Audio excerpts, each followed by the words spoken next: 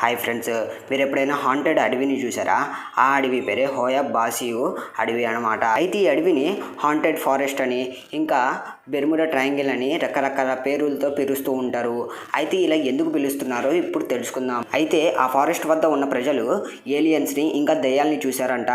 అయితే ఇది ఎంత నిజమో ఇప్పుడు తెలుసుకుందాం. అడవి చుట్టూ ఉన్న పురాణాలు ఒకటి ఏమిటంటే, ఒక యువతి అడవిలోకి ప్రవేశించింది.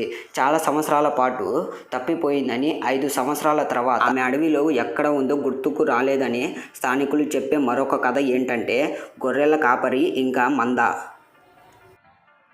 హాయ్ ఫ్రెండ్స్, మీరు ఎప్పుడైనా హాంటెడ్ అడవిని చూసారా?